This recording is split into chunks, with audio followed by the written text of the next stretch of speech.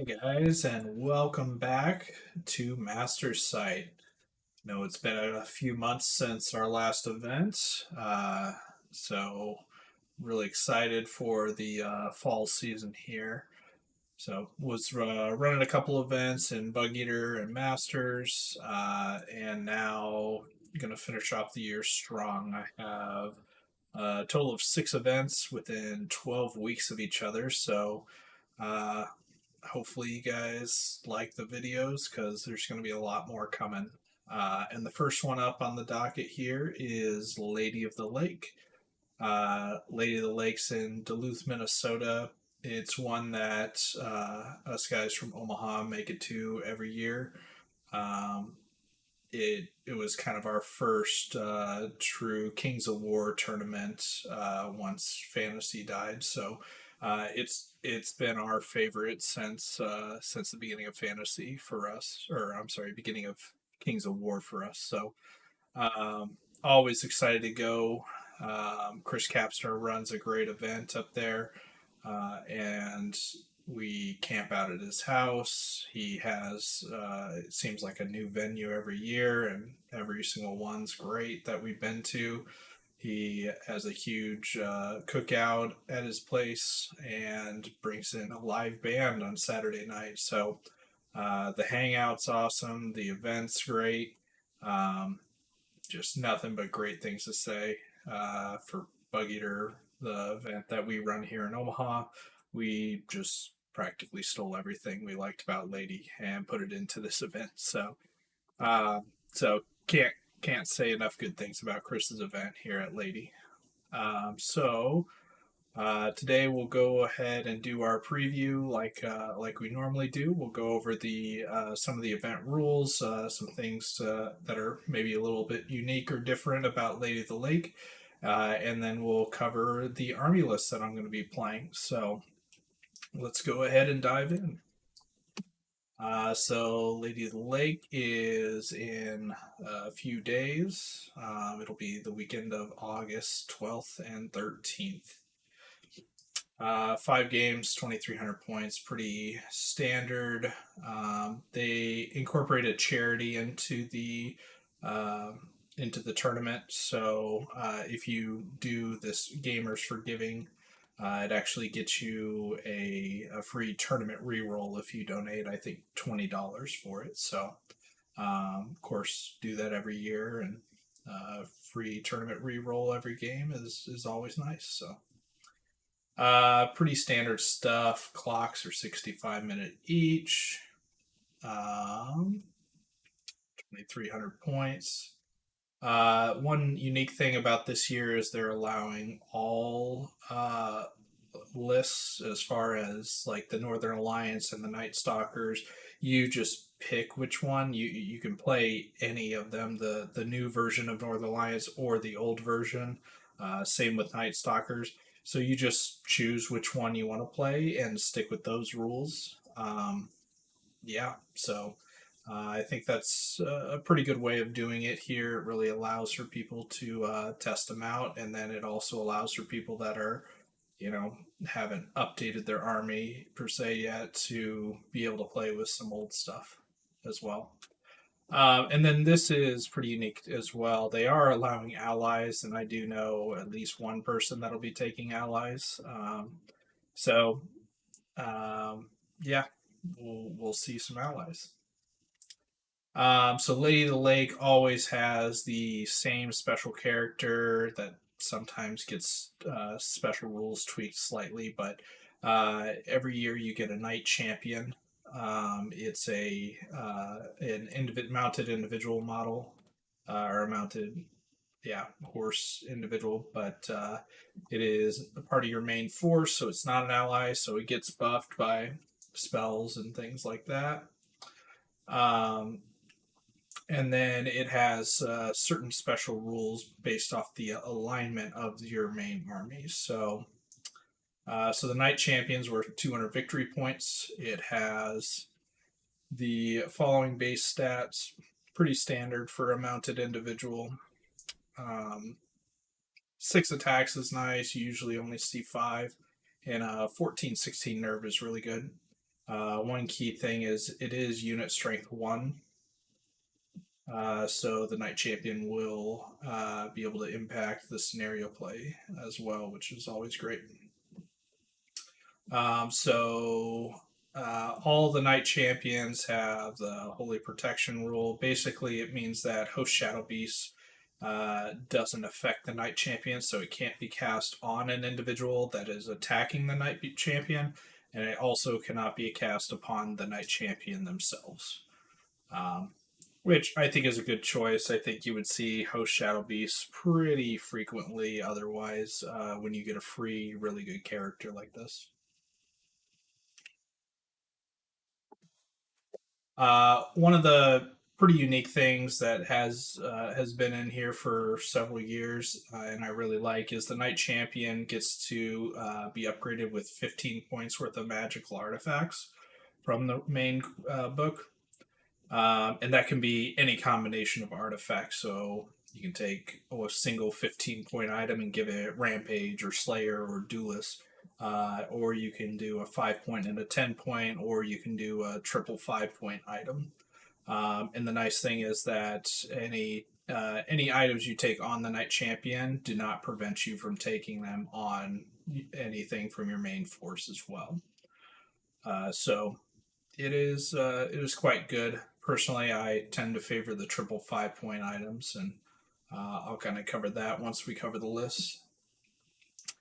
So, based off the alignment, your knight is either good, the paladin, which means that it gains elite and Iron Resolve 1, and Radiance of Life. All the Knight Champions are going to be Height 3 Cav, individuals, very inspiring, mighty, Crush 1, Thunder 2, and that Holy Protection is the Host Shadow Beast rule. So, main thing, he gets Elite, Iron Resolve 1, Radiance of Life. You know, not too bad, pretty good support piece at that point. The neutral is the Ranger, who gets Pathfinder and Regeneration, as well as a unique special rule called One with Nature. So at the end of the movement phase, all units within 6 inches of the Ranger, including the Ranger himself, are given a Barkskin token, as if they were affected by the spell. They can also stack those with successful casting of Barkskin from another source. So it's a better rally, I feel like, because the first wound you take is just going to be ignored, and it's preemptively, unlike Radiance, which would have retroactively healed it. So, yeah, this is extremely powerful. Um, on top of the Pathfinder with a Crush 1 Thunder 2 profile. And then Regeneration 5 up is pretty darn good too, because I feel like the good and the evil, they used to have Iron Resolve 2, and then we'll get to the evil here, but Life Leech 2, so they could heal a couple wounds every turn. You're only ever healing one wound with, I guess you have Radiance of Life here, so you can heal a couple more with the good, but that regeneration always goes off, whereas Iron Resolve, when you get wavered, it doesn't go off. Life Leech, if you get wavered or if you're not in combat, you don't get to heal. So I don't know. This Ranger in all neutral armies seems to be a pretty potent option. It just seems like a clear favorite to me, anyway. And the evil Shadow Knight gains Vicious, Life Leech 1, and Cloak of Death. Which, don't get me wrong, Cloak of Death is really good. But in evil armies, a lot of the evil armies have access to it in other ways as well. So yeah, I'm playing, as you can see in the title, Kingdoms of Men, which would be a neutral faction. So I get to use the Ranger. So lucky me, I think he's the best one. But you know, Kingdom of Men's needs all the help they can get. So open list, yada yada. So terrain is pretty basic. Scoring. So for scoring here, Lady of the Lake does a pretty unique scenario and scoring situation. For those that haven't been there before, this will be kind of a lot different than what you're used to. So each player is given a sheet of 12 scenarios at the start of the tournament. Both you and your opponent choose a scenario of those 12, and you both play to those scenarios. You cannot pick the same scenario, so if you're in round three, you can't pick the same scenario picked in round one or round two. So you can only pick your scenarios once. But when there's 12 of them, you're only going to pick 5 out of the 12 for the whole event. Um, each scenario has the possibility of scoring 3 battle points. So your scenario is worth 3, your opponent's scenario is worth 3. You can max out your scenario and your opponent's scenario. Then there is an attrition, a kill points. So that Knight Champion was worth 200, so we're effectively playing 2,500 points. As long as you kill 1,900 points or more of your opponent's force, you get 3 points. This is not a differential, it is just pure bonus. So if both you and your opponent kill 1,900 points of each other, you both get +3. So that's 3 points for scenario one, 3 points for scenario two, 3 points for kill. And then the last possible point is by controlling more terrain pieces than your opponent at the end of the game. So there's only 10 battle points available in each game. Um, and the way the scenarios work, it is really different than the win loss draw system of, if you have a draw 10-10, right? You're both pretty even. Maybe attrition brings somebody up to an 11-9 or even slightly more possibly. But there are games at Lady of the Lake that could easily be a 2-3, like a win or draw, where you maybe get like an attrition point or two, and then you don't really score much on the scenarios, and you tied on the terrain points controlled at the end. It's very possible that you get a win or you know uh, a minor win where you get more points than your opponent, but you only get 3 points or 4 points out of the possible 10. And then vice versa, there have been situations where people get a loss, but you still have gotten like 6 or 7 points out of the loss, and your opponent might be getting 9 or 10 points. So it makes for very unique scoring and outcomes in the games, um, which is always interesting in my opinion. So here we're gonna do a quick run through. I'm not gonna go through all 12 scenarios, but in general, give you an idea of what options you have. So basically, so first one is a modified dominate. So again, there's ways to get 3 battle points through the dominate. Then there is kill your opponent's knight champion and other heroes. So you're trying to go hero hunting for another one. And then kill your opponent's 3 highest point cost units. Then there's the messenger. So goal is to get the knight champion across the board and touching your opponent's board edge to deliver a message. Then there is pillage, modified pillage from the rulebook, modified control, modified loot, and then there is modified kill. So it's based off unit strength instead of actual attrition points. Then there is Save the Damsel. It's kind of its own scenario. So you and your opponent each get a loot counter. You put it in a unit of your choosing at the beginning of the game. and your goal is to essentially hold on to that loot counter and then go take your opponent's loot counter. Um, Show them mercy, so you target the 3 lowest point units. Merlin's Duel, all the Knight Champions gain Lightning Bolt 4, and you have battle points earned from shooting different things by routing units with Lightning Bolts, shooting and doing a damage to a Knight Champion with Lightning Bolt, things like that. And then there's a modified invade as well. So really unique and interesting scenarios. And again, when you pick one, it's blind, so you're picking one without knowing what your opponent's going to pick. So if you both pick the same scenario, so if you both pick invade, then you just simply double the points earned from the scenario here.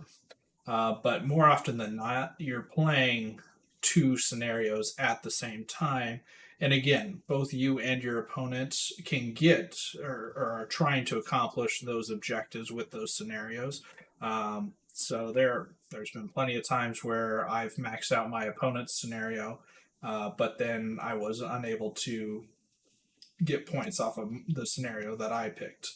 Uh, it it's just really interesting, and it over the past several years, Chris has kind of refined the scoring system and made it some of the gaps a lot easier to fill. So I think it works great at this point.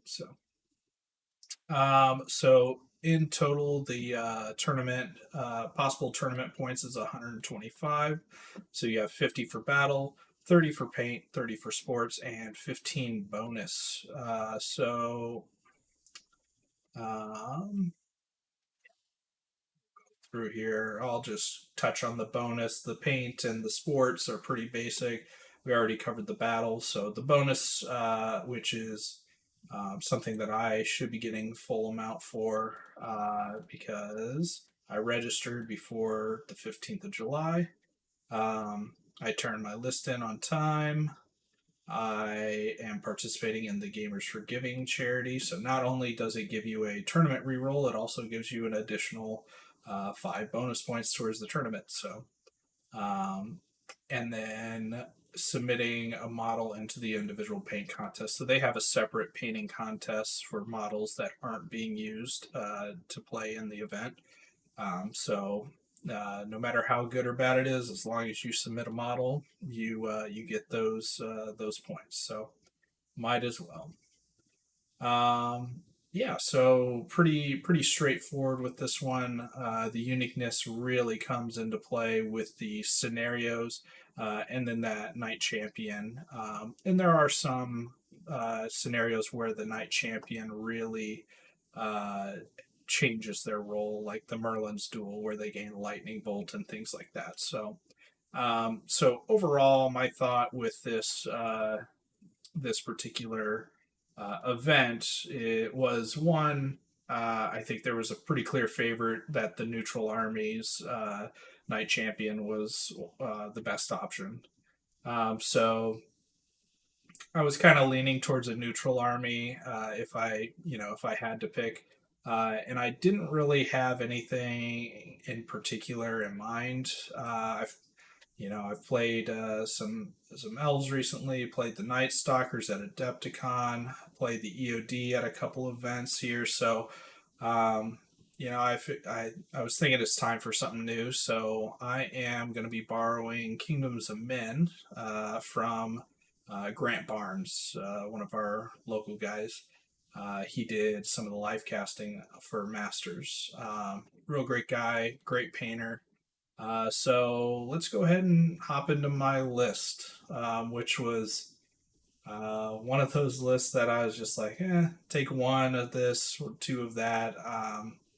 I don't have really high expectations for the list as a whole. It has a couple of fun tricks. Some things hit hard, but in the one or two practice games I've gotten, I thought Giants were better than they are. Therefore, I have named this Giant Failures. So, um, so yeah, let's talk about it a little bit. So I got a horde of pole arms, and as you can see, here's the list as a whole. So this will be my horde of pole arms, and I gave them Indomitable Will. I then have two spear phalanx with the pike upgrades for ensnare and phalanx. Um, Anybody that's seen my previous battle reports, you know I love skeleton spearmen. So what's not to love about spear phalanx? Uh, I mean, they hit on fours now. They can be wavered, but I didn't bother giving them Indomitable Will because most of the time I'd rather just sit there if I'm wavered anyway. Um, Save the points. So uh, cheap chaff's good. So militia mob it seemed like a good option. Here's a couple of regiments of those. And then you'll notice my arrows are a little bit more threatening as black powder weapons, but this is going to be my Horde of Bowmen with the Scrying Gem. Um, yeah, Grant didn't have any bows. He also doesn't have any ballistas that we'll come to here later, but I don't have I don't have a horde of rifles or any other shooting units, so it's going to be very simple to tell what they are. I then took Horde of Beast Cav, gave him the Thunder Charge Vicious, Indomitable Will, and J Boots. So they're 255 points of slow large cav that, yeah. Haven't been terribly impressed with these guys, but they're one of the only kind of hammers in the army. But yeah, they'll do. Models look cool though, so. And then after this, I took two ballistas. These things for the points, I think, are extremely effective. Yeah, I've been pretty happy with them so far. Much better, much more so than taking cannons, which was something that I had always tried out in previous versions when I dabbled in Kings of Men. So, and then here's the Bash Bros, Tweedledee and Tweedledum, who hopefully won't fail me every game. But so far, yeah, they've been the talk of the of any practice game and just completely whiffing. So anyway, I guess I'm just gonna be due for them to spike some rolls at Lady of the Lake. So we'll see what happens. And I got the captain, and I went ahead and put in the knight champion here along with the captain. So you'll notice the scrying gem from the bowman plus the captain. This is kind of an old trick, but a goodie. Um, Gonna go for some deployment, redeployment shenanigans and stuff like that. So I don't know. It's just should be fun. It seems like a minimal investment. I wanted a very inspiring source around the center of my lines. I also felt like it really helped kind of buff the core of the list or a certain part of the lines, where I combine a rally one plus the ranger, the knight champion rangers, barkskin token ones. So it's effectively I give a huge bubble of my line +2 to their nerve. Um, yeah, I don't know. It just sounds good. We'll see if it is good. Also, it helps the captain buffs up the knight champion so that he can be a 15-17. Um, so I don't know. We'll see. And when you don't take the captain mounted, 120 points isn't a terrible investment for what he provides. So yeah, I'm all right with it. And then for my knight champion, I went ahead and I'm taking three 5-point magic items. So I'm giving him Blade of Slashing, I'm giving him the Staying Stone, so he's going to be a 15-16. And then I was debating between Mesa Crushing and the Healing Brew, and I landed on the Healing Brew. So that way he can, regen, and then immediately after regenning, I can heal another D2 wounds. So, um, again, just kind of testing it out. Mesa Crushing didn't seem like it was going to be effective every time or every game, especially when I hope to not get this guy stuck in combat. Being Crush 1, Thunder 2, he should be able to wound most everything. So, yeah. And then I got two heroes on Pegasus. I actually really love these guys for the points. I mean, 90 points, they're great chaff. They actually do fill quite a few roles, and people should not be ignoring them. But you know what? If they are, they are. So, um, and then also, yeah, just the mobility is really great because the rest of this army lacked mobility, except for these heroes and then the generals on wing beasts. So the heroes are the kind of pinkish purple, and then the generals are gonna be this green and purple combo here. Um, but didn't have enough points to give Indomitable Will to the heroes, which I would have liked, or Blade of Slashing or Staying Stone on the generals, which again I think is very valuable.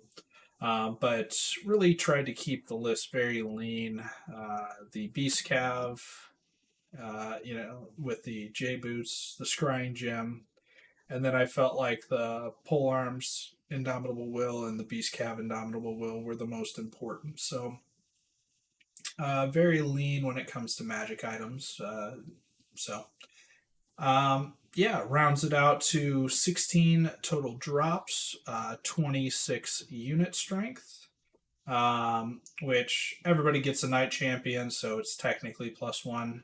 And then with my Scrying Gem, I'm going to force the opponent to deploy D3 more on the first drop. So, my army, even though it has 16 drops, is effectively pushing 18 on average, um, which is just fine. Um, I haven't had the redeploy really make or break the game. In either, I mean, I've only had a couple of practice games, but um, I feel pretty comfortable when it comes to deployment as a whole. So the redeploy isn't really game breaking, I guess. But you never know. I might try to pull some shenanigans out of left field and go for something. And when you're playing double scenario, it really helps to have the flexibility, I guess, and keep your opponent on their toes. And maybe they'll make a mistake in their deployment because of that. So, um, but yeah, I like the list in general. I don't think it's going to be winning any events. I'm hoping for three and two. But the scoring system's kind of different. So 3 and 2, that could be any a wide variety of points. But um, overall, I'm pretty excited about the event. Really excited to hang out with people. I haven't really seen Chris Kapsner in a long time. Last time I saw him, I think, was last year at Lady of the Lake, but he unfortunately got hit with COVID that same weekend. So his club members kind of stepped up and ran the event, and Chris was sitting at home behind his bedroom window, looking out at the backyard while everybody else is hanging out there. And I felt bad for the guy, but yeah, I'm really looking forward to it this year. And I think that the army that I'm taking, is going to be more of a challenge than going for an event win necessarily. I think that after Lone Wolf. Lone Wolf was one that I definitely felt like I was taking the my best list that I could for the event. And I just wanted to give a different type of army a try, different style of list. And I think that this one's going to offer a lot of tactics that weren't available in my other armies that I've played. So I'm also excited to explore that and then talk about that with you guys. That's all I got for tonight, and we'll see you guys after the tournament. So I'll have the 5 games out as soon as I can. But until then, I appreciate you guys watching, and we'll see you next time.